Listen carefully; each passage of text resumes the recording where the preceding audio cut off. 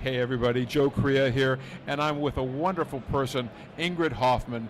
You know Ingrid from Telemundo, Univision? From Univision, Telemundo, from Cooking Channel, and the Food Network. Now hosting. Now hosting the new Top Chef for Telemundo. Which is just wonderful. Tell us a little bit about that gig. What's it like for you?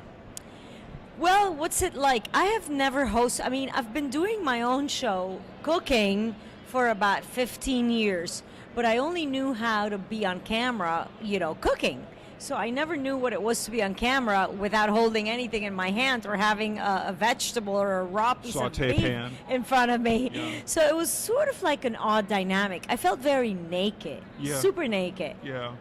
Well, there are worse ways to be, I guess. But yes, there are. And you have or better ways. Yeah, truly. And you also have a huge audience. Can you talk a little bit about, is there much of a difference, do you feel, between the Top Chef that most viewers are familiar with and the Latina? Yes, I'll tell you why. Because our Top Chef is with celebrities. They're competing. Okay. So that brings in, they're not professional chefs like the English brand does. We literally have celebrities competing. I did not know what to expect, and I was very skeptical. But when all of the meetings prior to my signing on as host of the show, I realized that they are really holding them up to it's a real, fair, strong competition. And the one thing that I think, though, that helped in this mode is that most Latins come from homes where you cook a lot. I guess that it's a budget thing, that we don't eat out as much as other people. Yes. So in our homes, we really, really cook. So I guess that it's hard to find a Latin person that doesn't know how to cook. So I think that helped these celebrities. And there were one or two that had no idea. I imagine that there is one parallel. When I write about restaurants, or when we have chefs of different types coming on, either on camera or for stories in the newspaper and online, they're kind of judged by traditional home cooks who say, I can make that for half the price. I wouldn't go to the restaurant because that's going to cost me $200. I could do this at home for $33. Correct. So that's kind of a different mode.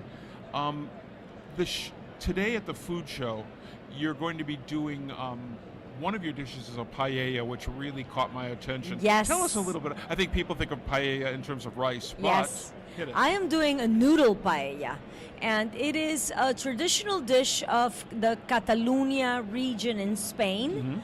I do mine with seafood, which is probably, as you get closer to the coast, like Barcelona, they do it with seafood. If you go inland, then they use fowl, they'll use birds, all sorts of different meats. Yes. The seafood one that I do cooks really quick. Now, you can take this paella and turn it into 3 different paellas. I'm doing the Catalan version on stage with whole wheat noodles, angel hair pasta, whole wheat, so it cooks quick, it's healthier. Sometimes I've turned it into an Asian noodle paella, and that's my own concoction. And it's very simple. Instead of tomatoes, you use coconut milk. And then you just, instead of parsley, you use cilantro and lemongrass. So you sort of give it a twist very quickly. I think it is, first of all, it cooks a lot easier than the rice one. The rice one, you have to man it.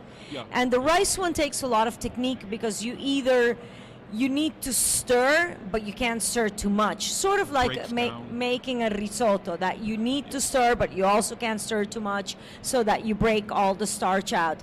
So I find that the noodle one really is from beginning to end, 15 minutes. That's all it takes. And actually, we'll be running that recipe on cleveland.com and then in the Plain Dealer in the near future, because it's a wonderful dish. If you want to do something that's kind of different and festive and splashy, yeah.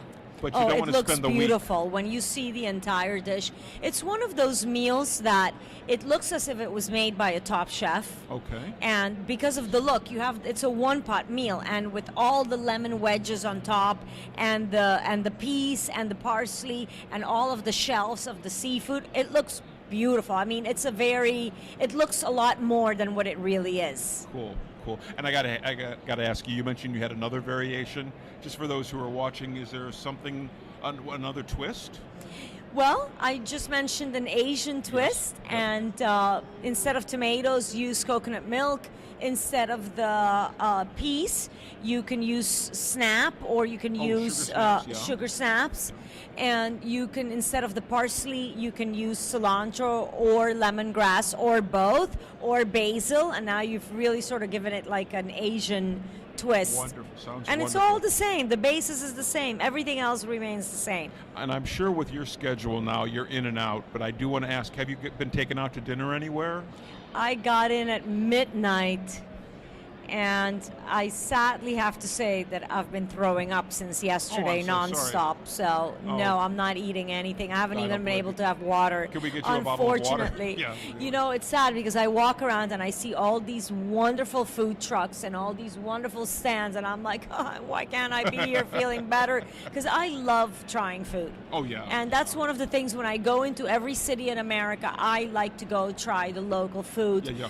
check out the local chefs, see the local market, see what's going on, and I really like eating food from all over. And So we I'm have missing such a- out today, a big time. I hope you'll be back sometime soon, and I Feeling hope you better, have a I little hope. time feeling much better. Thank you. I Absolutely. hope so too. Ingrid Hoffmann, thank you so Thank kindly you. for spending the time Thank with you us. very much. All the best. Bye, Safe- everyone. Thank Safe you. travels as well. We're Latin. We kiss. Take care.